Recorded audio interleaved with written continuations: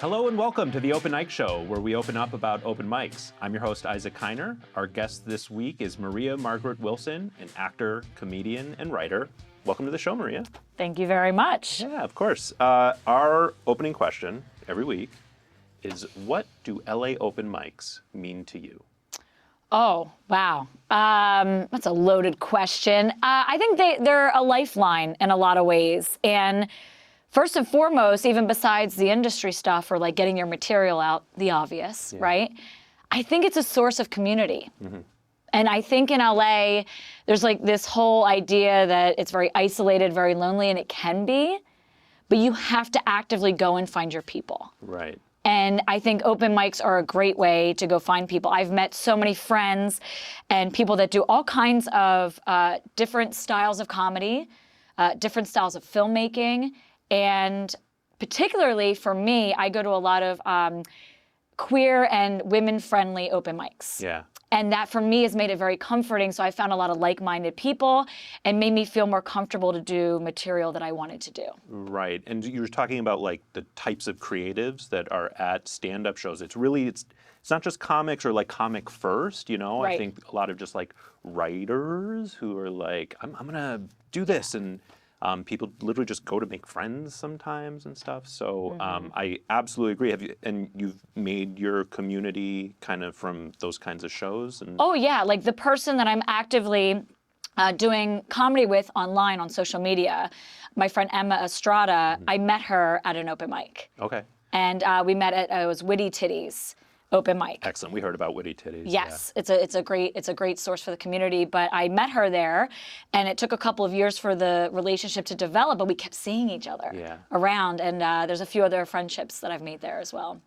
So when just hold you right there for 1 second. I'm really, really, really sorry.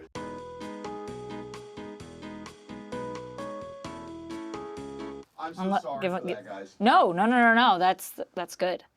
Do we want to take anything back or? No, definitely not. We've got the best editor in town, and it's real life, you know. It's real life. Yeah. So we're talking about the building a community, meeting people at shows. Like, how do you network? Are you actively networking, or do you just kind of let it happen naturally? So I've been out here for 12 years, since 2013. So my networking has had chapters to this book, right?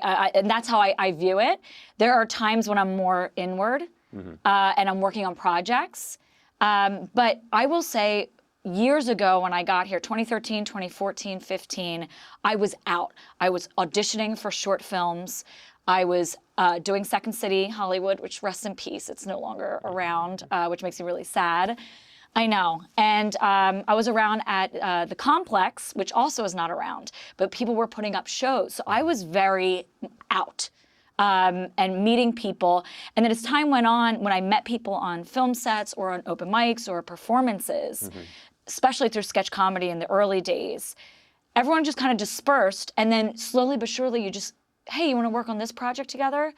And then from being on set, you meet other people. So it's like, okay, well, maybe there are other actors and writers, but a lot of them are also comedians or stage performers. Yeah.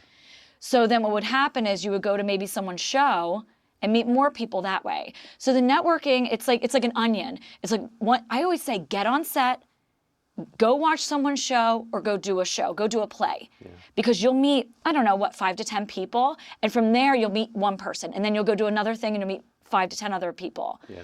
And that's the best way to network. And I always say, look left and right, not up. Because I think a lot of people want people who have a higher position to pull you up. Right. For me, it has been in the trenches, left and right. Right. And growing with them. Absolutely. And I think that's pretty astute, right? And because there's the idea when you're looking left and right, you can see people's trajectories a little bit. And it's really just about, it's the work ethic, it's the material, it's the consistency. We were talking about consistency.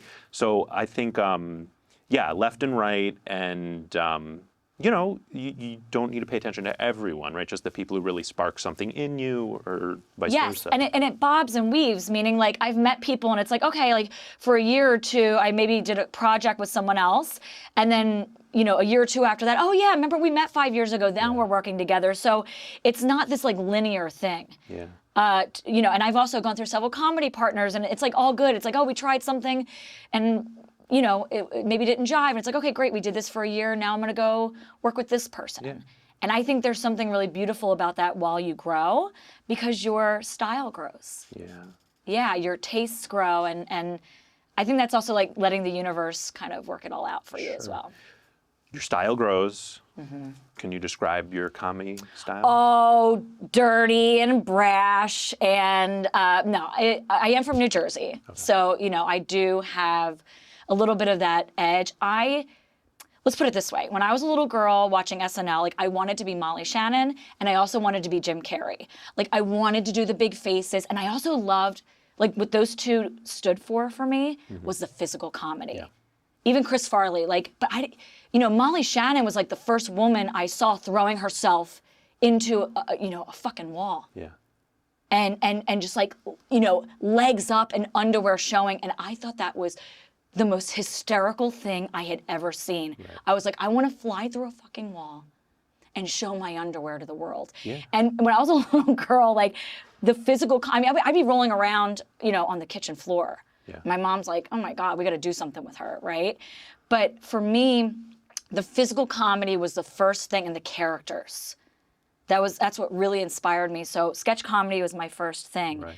Now that I've lived some life, had some hardship, had, you know, heartbreak, rejection, you know, the harder things in life, only a couple years ago did I start doing stand-up. Okay. Because I felt like I had something to say.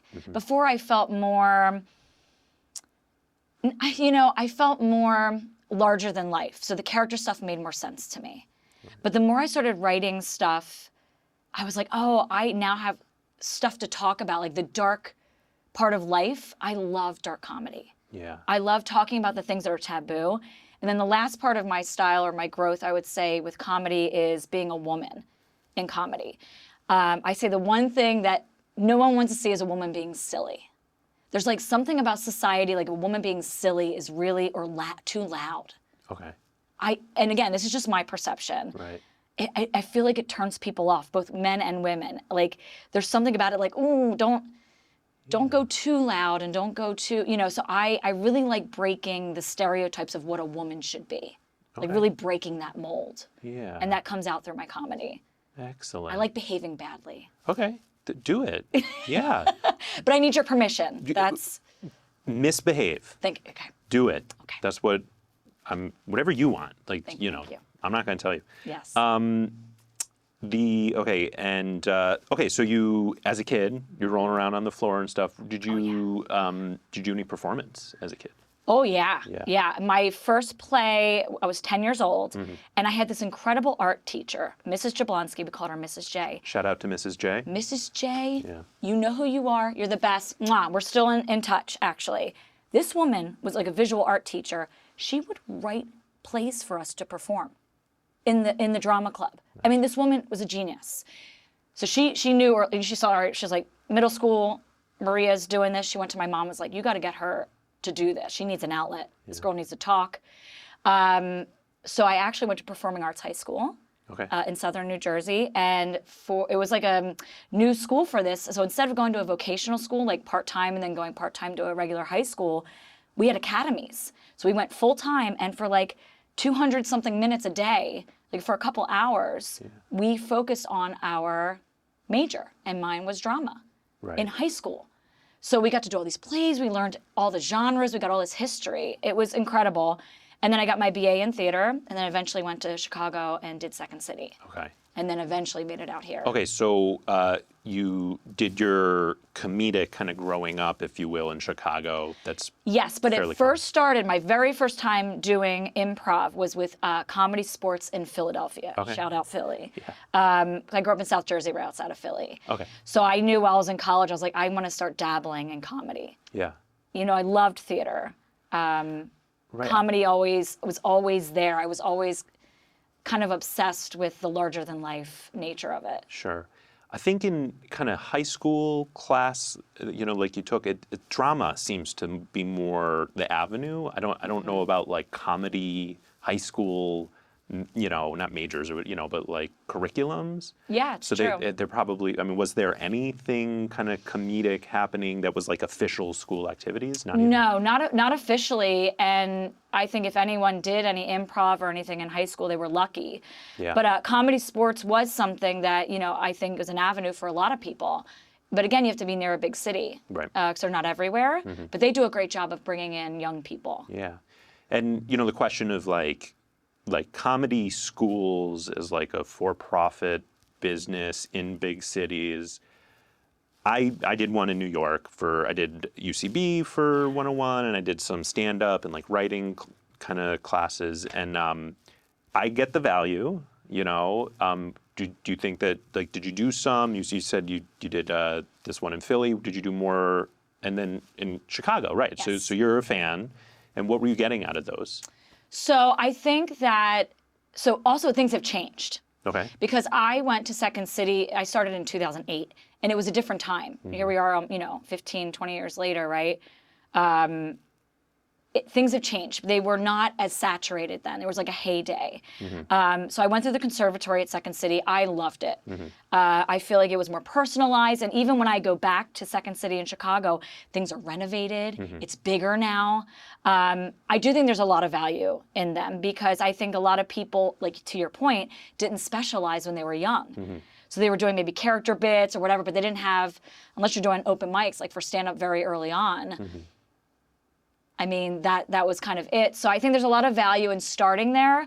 I didn't really make the transition to like a main stage or like they go on cruises Right. or those. I felt the need at that moment to move to a bigger market, so I came to Los Angeles. Okay.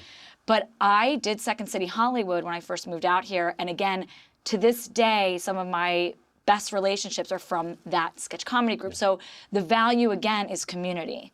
But I do feel like the education is there Right. for learning, and even for my acting. I think I became a better actor from those sketch comedy and improv classes because they taught me to make better choices, bigger choices, be bolder. How could you not? How could you not? Yeah, exactly. But it kind of opens up your confidence Right. too. Like, oh, I can do this. And it's improv and sketch. You're doing Yes. kind of classes in both. Yes. And so, the 101 I did, so in 2015, I made a New Year's resolution to actually do something funny. Like I moved to New York to be humorous and then did nothing funny for 8 years. And so I went and I did UCB 101.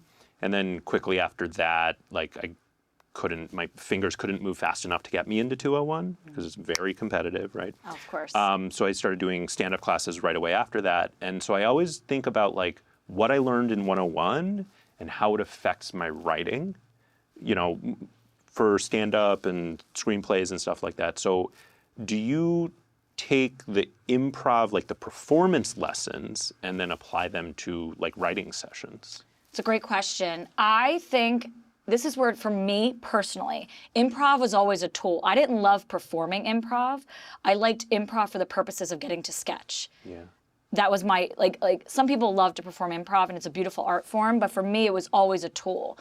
I actually didn't start really officially writing sketches on my own until I got into a sketch comedy group outside of Second City in Chicago. Okay. And we started performing in bars. Yeah. And it's like, then I was like, I started to develop my voice.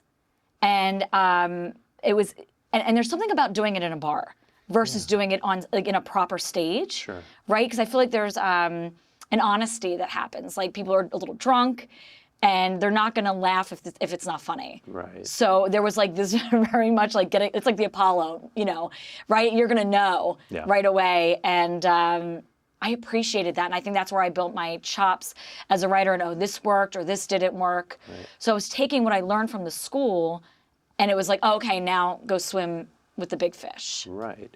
What were so those bar nights? Was that like a sketch open mic kind of thing, or was it more like a booked show? So this is hilarious. So I was in a gay sketch comedy troupe. I mostly identify as a straight woman, but it was me and this other girl and a bunch of gay guys, and we were literally doing comedy in a gay bar called Hydrate in Chicago. And there were drag queens, and I mean like nights where they would just all wrestle in a pool. I mean, it was crazy. So like when I say like it wasn't a designated comedy night, but our friend who was also Second City as well was like, they're gonna give us a spot.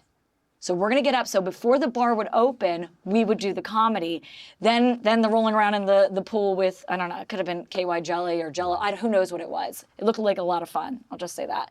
And then the drag queens and then the debauchery that happened for the rest of the evening. But we kind of kicked off the night at like 8 or like 9 p.m. So we would just do these reviews because they would give us stage time. Yeah.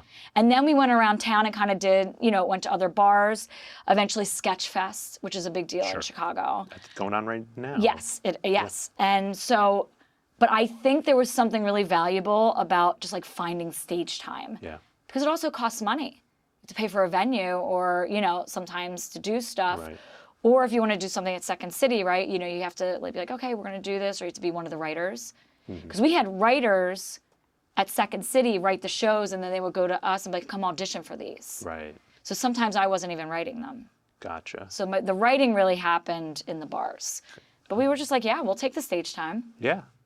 We'll open invaluable. for the wrestling that's going to happen. Yeah. Yeah. And so you never got in the pool? No, I watched. I cheered it on. I was too scared. Okay. Do you think you'd get in the pool now that you would? Yeah, I'm 40. I don't give a shit Right. anymore. I'm getting the sense you would. Yeah, get in the pool. you turn 40, something happens. Yeah. I know. In a good way. I feel like it broke anything. I was like, who gives a shit?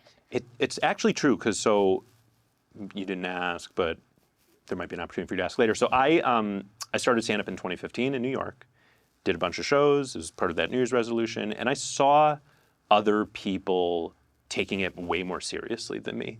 And it didn't scare me or turn me off or anything, but it was just like, okay, I'm going to give them the stage time. I enjoyed this year. I'm still writing. So I kind of got off the stage for a little bit. But when I was doing it a decade ago, the stage fright, it wasn't debilitating. It was present though, right? And there was a lot of, I had the shaky leg before I'd go on and stuff like that. Now I'm getting back into it in my early 40s. It's gone. The fright's gone. It's like, I know I'm where I'm supposed to be. And I'm not scared of bombing because I know that it's a lesson and it's so valuable. So what am I really scared of? I'm scared of forgetting my lines maybe or something like that. So I definitely agree is that it's been a lot easier and just more comfortable, And to your point, just off of that, as an artist, we seek validation. I'm not speaking for every artist, but most of us seek validation, right? We get on stage, we want you to like us, we want you to laugh. And I think you're right that this is the trajectory of becoming a comedian, is getting more confident in yourself. Yeah. It's okay if you don't laugh. That doesn't mean I'm not funny. Right. It just means this thing didn't land. It didn't work. Let me go back to the drawing board. But that comes with life experience and confidence. So to your point, that's why I didn't start stand-up till later. Yeah. Till a few years ago.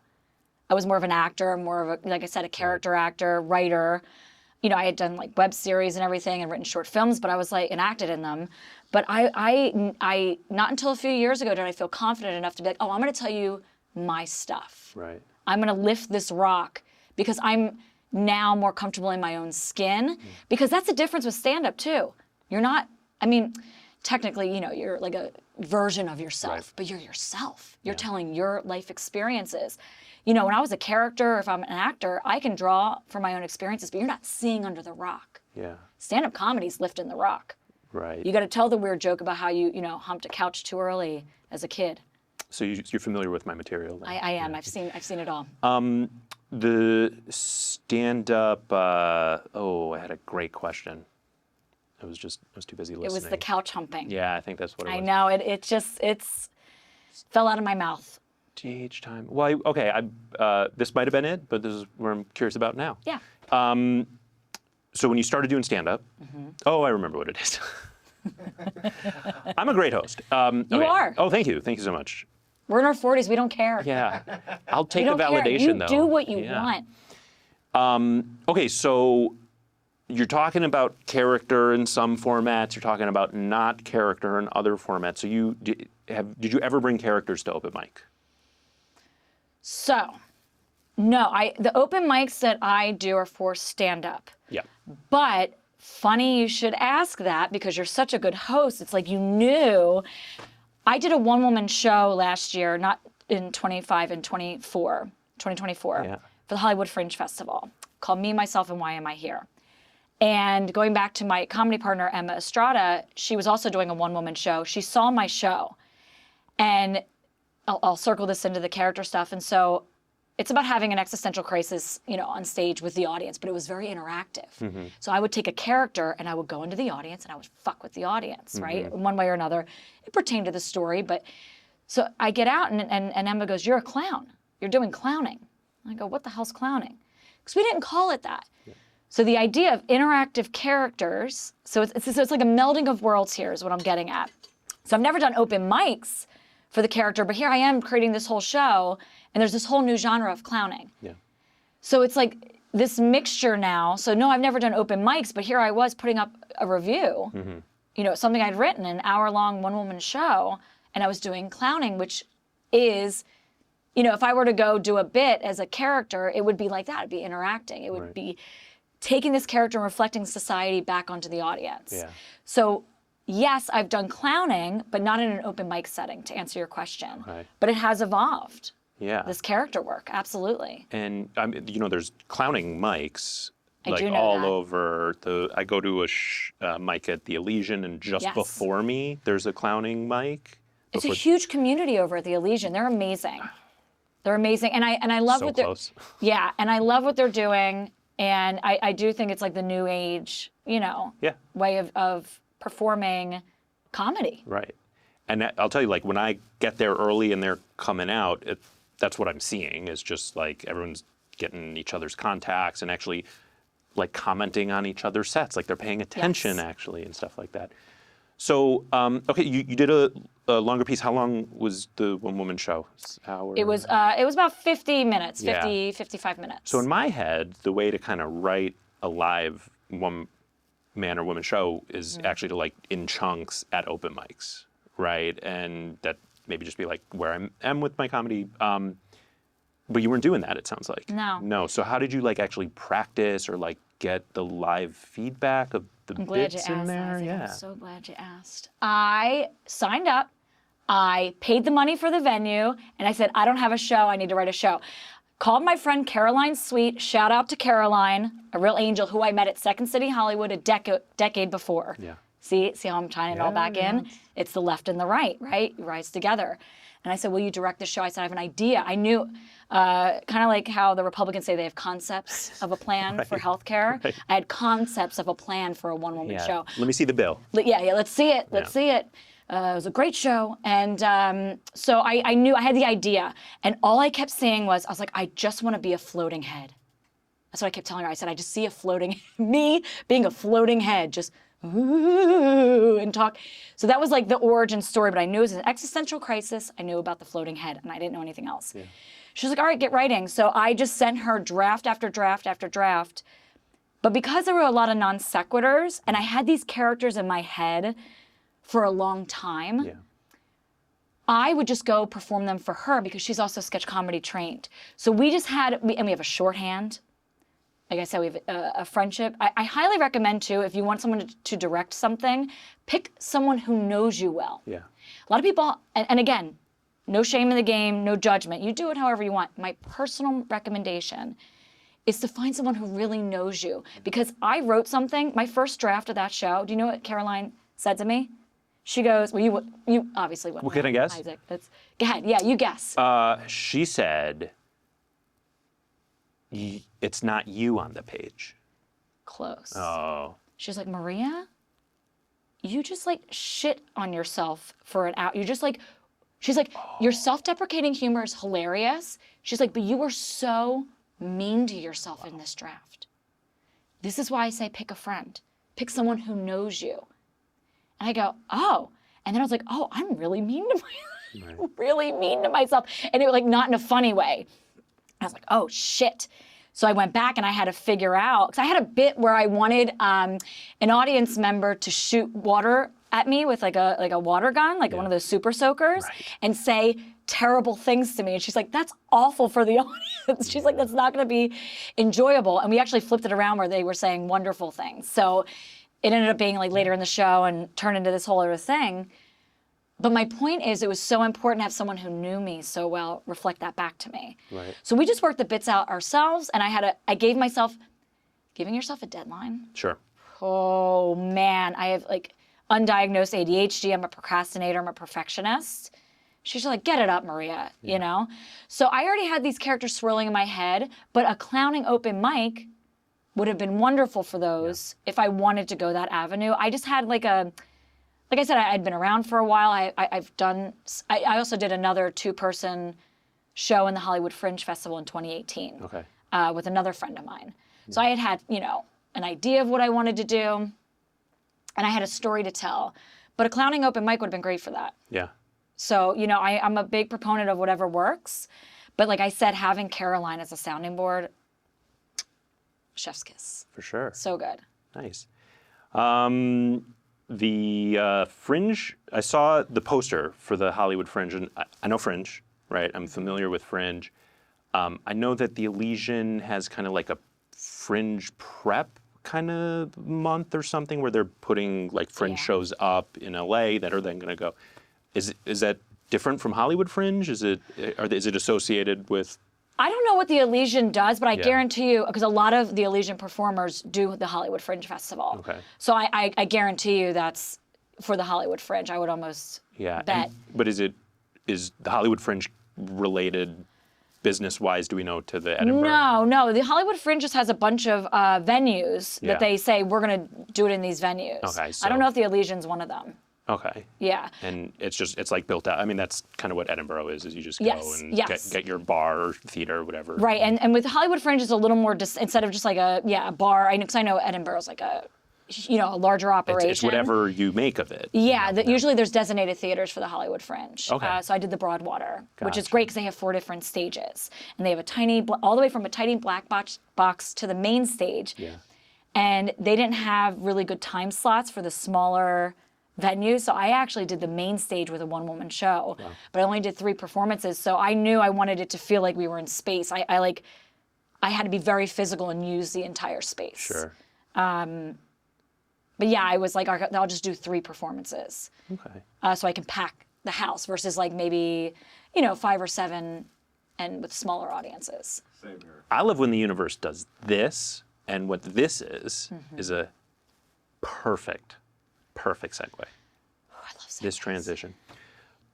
The idea is that comedy is an expensive art form, whether it's 1-drink minimums or rent in the theater or pay for mics or whatever, comedy classes. So how are you supporting your art?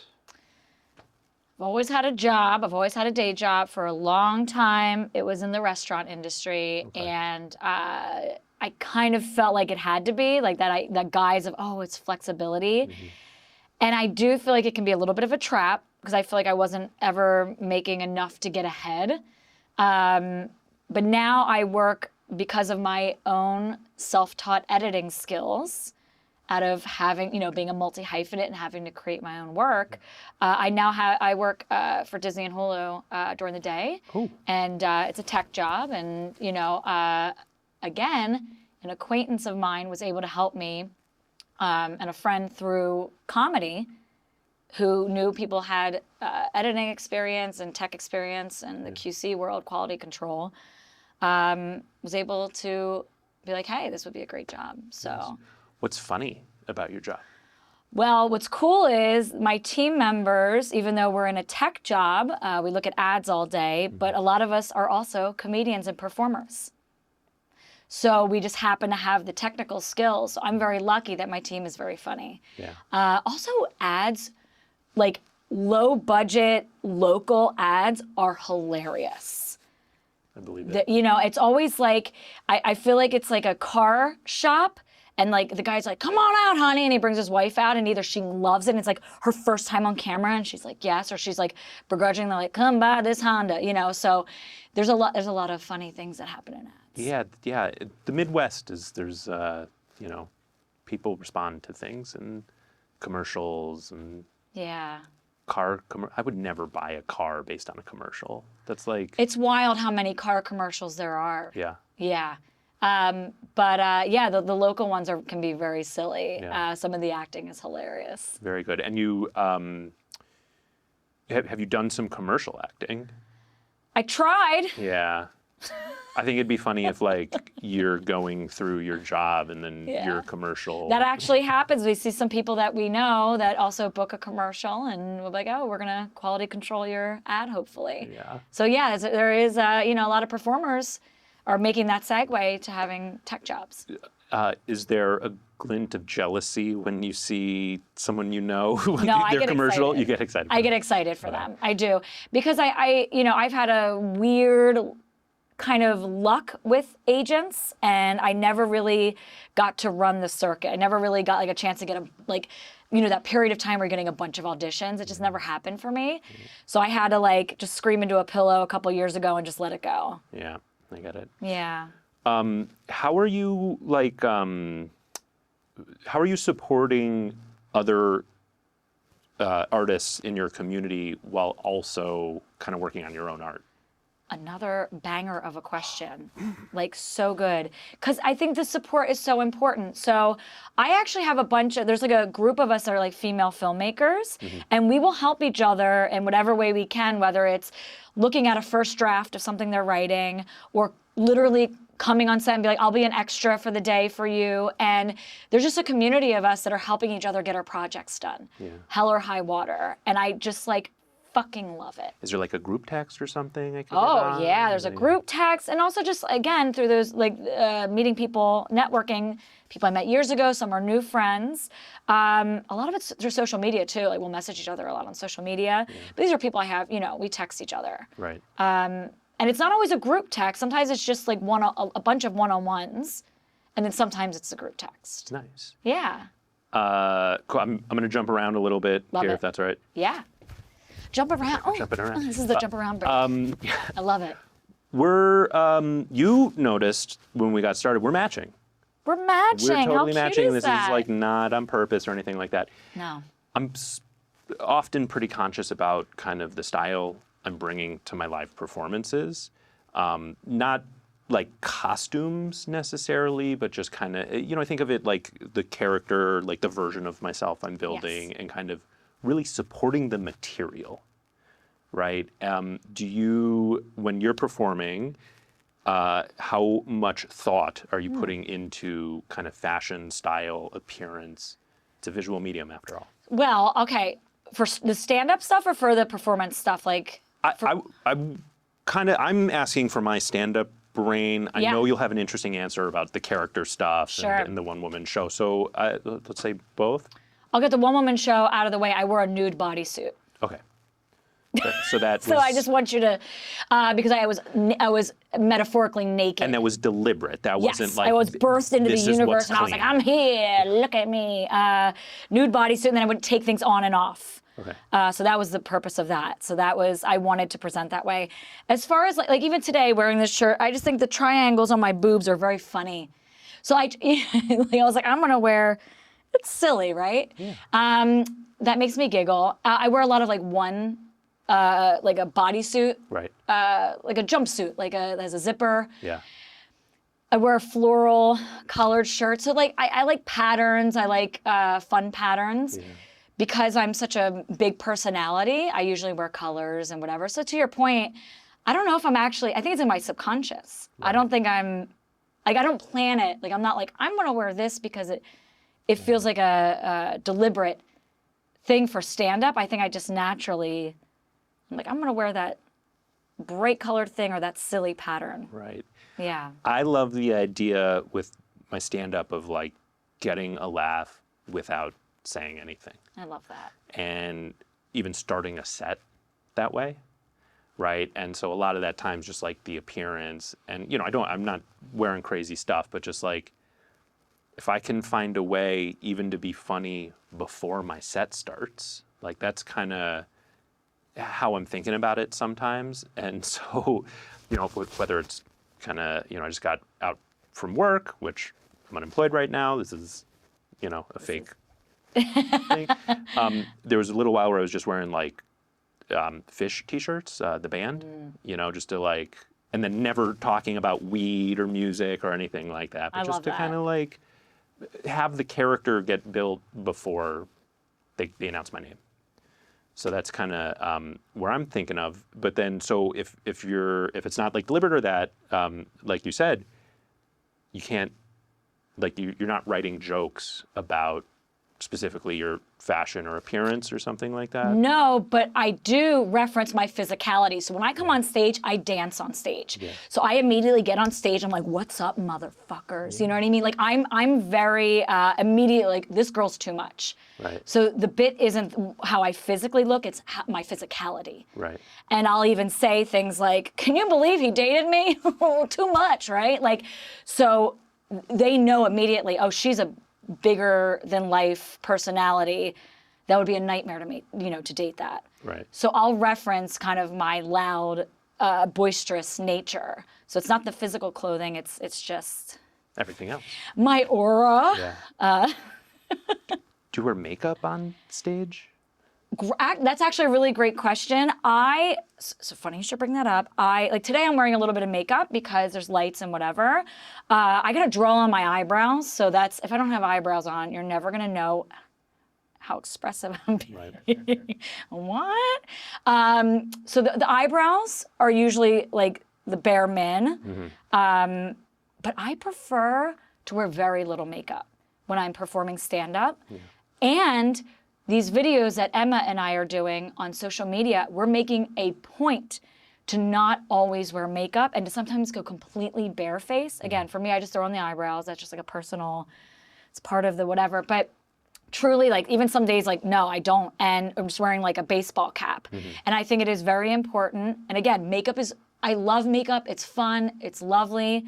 I think it's really important, especially for women these days, to know it is okay to show up without makeup. Yeah. Pamela Anderson is doing a whole thing now where she's just like stunningly showing up barefaced and be like, bitches, here I am. Yeah. So I really love the idea of being like, we don't have to wear it if you don't want to. And we don't see too much of that. We see a lot of makeup these days, right? Which again, God bless, but I don't want to feel like I have to show up with makeup to feel valuable as a woman doing comedy. It's the least fair thing. There's less fair things, but as far as this conversation is going, it's the least fair thing that like I haven't worn makeup since like the JCC production of The King and I that I was in when I was 8 or something like that. Did you like wearing the makeup? I understood. I didn't like it, and is toe polish makeup? No. I would say polish is part of. It's not makeup, but it's part of this aesthetic of beauty. This idea of like the beauty market. My toes are painted right now, so I hide my makeup. You're participating. See? But at the same time, like, it's weird. One goal of mine is to find myself in a situation where I have to wear makeup again. Whether it's a one-man show. You can wear makeup anytime. Anytime you want. I want a hair and makeup artist to be like, oh, last touches, it's. Just buy a little mascara and just throw it on. You have lovely lashes. Oh, thank you so much. Just throw it on. But to your point, I think the difference is this expectation for women to wear and for men not to. Yeah. Right? Who says you can't throw on a little lip gloss? Okay, Isaac, I'm saying. I'm going to think deeply about this I want for you to. a while. Yeah. But you're right. The expectation is there. Yeah. And I do. And again, what did I say? I love pushing back. Like as a woman in comedy, what are your expectations of me? And I'm very expressive. I have big eyeballs. I don't need all the. Like I expect square pockets. And what did I show up in today? Triangle pockets. And not even like pointed up. They're pointed down. I mean, the whole thing's hilarious. I'm trying like not to like, but. No, I pointed and I pointed them out. It's you have fine. lovely eyes. No, I want you to look lovely here, eyes. because it's the opposite of everything you've been taught. Okay, hold on. Oh, yeah, no, they are triangles. Oh, yeah, they're triangles. Are they functional pockets? They're real pockets. They are. I got this at a clothing swap, which is also a really amazing thing that happens here in LA. Yeah. I'm going to one tomorrow. It's a great way to amazing. recycle the clothes. Dude, is it like by size, I guess? No, you just show up and you got to just hope that something's in your size. Yeah. Yeah. That's great. I'm excited for you and your clothing swap. I could use some of those, I would think. You want some of my holy shirts? Holy how? Like actual holes or holy? My belt buckle. Blessed. Well, both, I guess. I wore them. See, you're Saint David. So, how often these days are you finding yourself on a stage? So I am currently at this very, very moment, like as of November of 2025, I'm taking a little break. Which again, is great to talk about because I feel like artists feel like they can't take a break. If we're not visible, we don't exist. Right. Not true. If you need to take a break, take a break. Now, that goes against everything we're taught, right? It's a hustle culture. You got to get out there. Now, if you have a trajectory of like, I need to get stage time and I'm building my career, especially in stand-up comedy, I get it. It's hard to take a break, right? Especially when you have a specific goal. So again, God bless, no judgment. For me, I'm a multi-hyphenate, so stand-up's not my only or main thing. Right.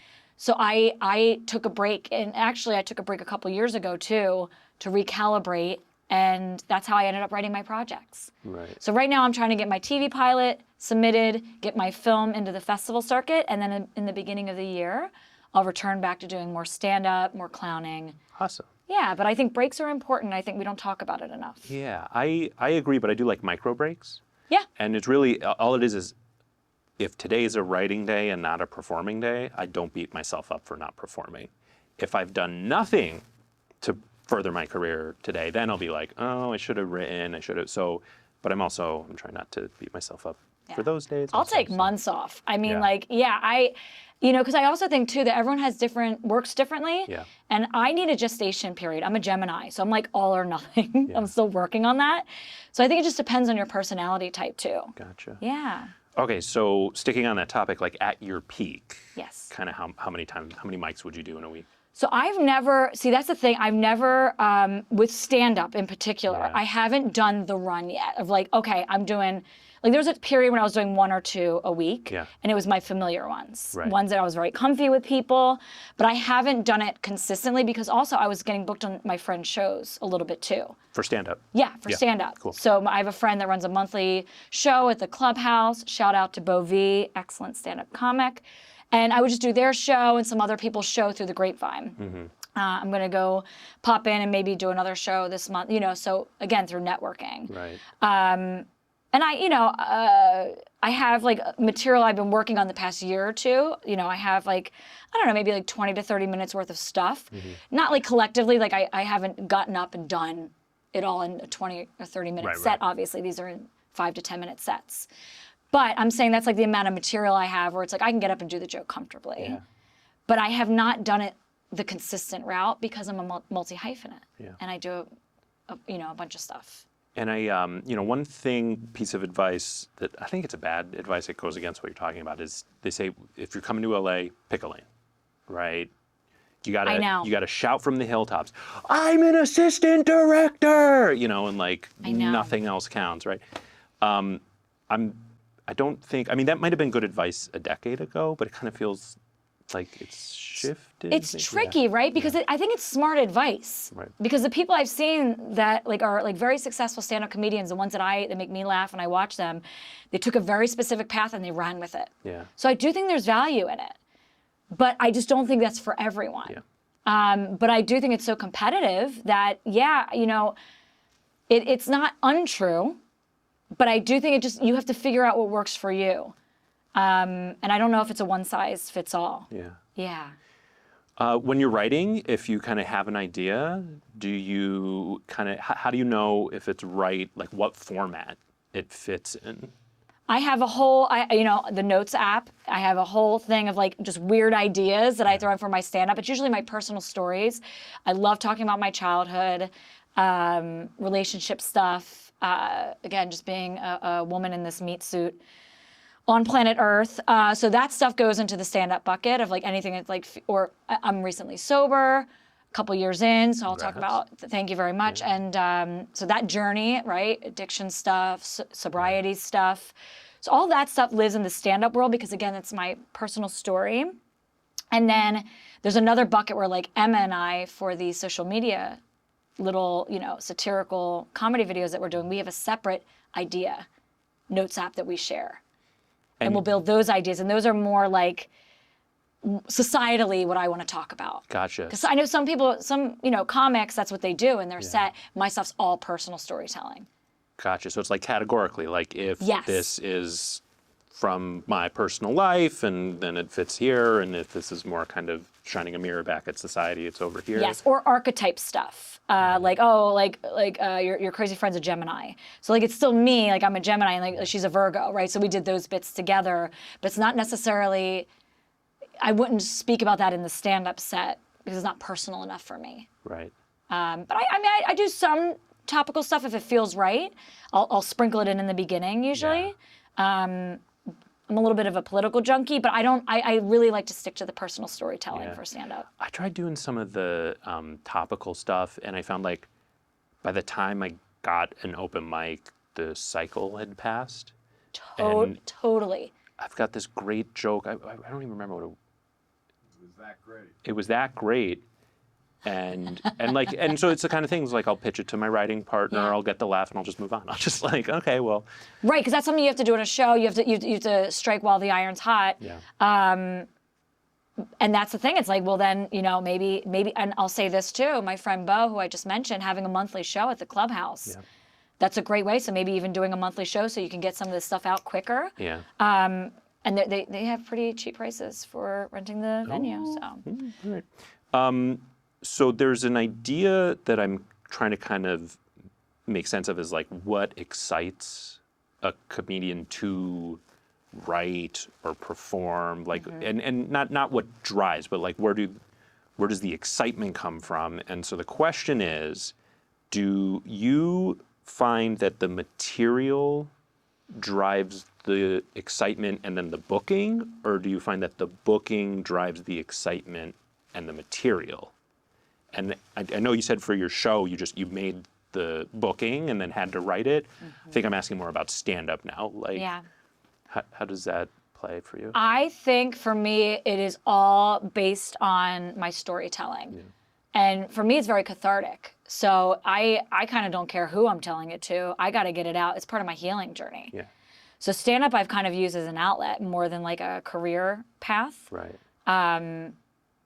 As of right now, like I said, I think I'm going to dive deeper into it in the years to come. And that's what's cool about stand-up is like, I'm 40 and I feel like I can just start a stand-up career now or play, do more stand-up now. Yeah.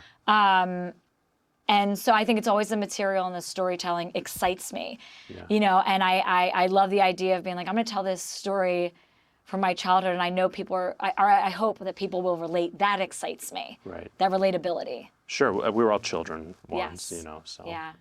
relatability. I'm still a kid. I think I'm still a child. Yeah. It's kids raising Adult kids. child. Yeah. Kids raising kids. Yeah. That's fun. Another game. No, I'm just kidding. Oh, you know my material then. Maria, Yes. is there another one-woman show in store that your fans can get excited about, or did that process drive you to want to do more of that format? Well, I loved it. Yeah. I loved it. I may do the show again. Right. So I did it a year and a half ago, and it may come up, and then I may make just a few edits. Yeah. It's really about when I have the time and the money to be like, okay, I'm going to put this up again and where. I am very interested in the Elysian, so it may be something in the future. I'd love to check out that theater. But yeah, I'm sure I'm going to be writing more stage stuff. Just right now, I'm writing more TV pilot, film, Yeah. that avenue right now. Gotcha. Yeah. Nice. Is it always comedy?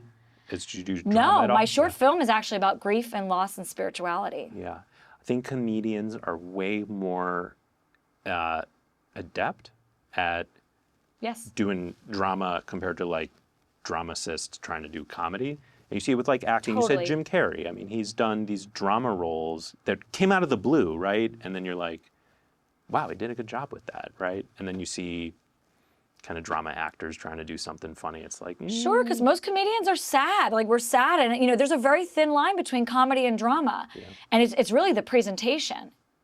It's all the same emotion, the same feeling. It's just the presentation of the material. Right. And I do think that a lot of comedians are deep empaths. Usually, they're highly sensitive empaths. So, speaking about grief and loss and spirituality made a lot of sense for me. I'm a deep feeler, and I think that's why, as comedian, like we see the humor in it, because I think we're identifying the emotions in it. Right. I think there's something there. and then yeah, flipping it, right? Like Yes. turning it into the joke. Right. structure. And then, and then the satirical nature, or the self-deprecating nature, however it comes out. But yeah, I felt very equipped to do my short film in that regard. And also, my theater training was, dramatic as well. And so you wrote it, you performed in it, did you direct? And directed it, produced Awesome. it, Yeah. all the things. Yeah. Yeah, because you True kind of have to multitasking. these days. Yeah. Yeah, there's it's my directorial debut with a film. Okay. I've directed theater before Gotcha. and sketch. Gotcha. Yeah. Oh. Is that hell? Am I going to hell? In a handbasket? To a lot of comics, yeah, the light is hell, but no, we are getting the light, and that means that the club is going to kick us out if we even talk another minute. So I would really love to thank our guest, Maria, for coming in today. And to everyone out there who listened, thank you. If you're still chasing stage time, go get it. I've been Isaac, and we will be back next week with more stories from the scene. Thank you so much.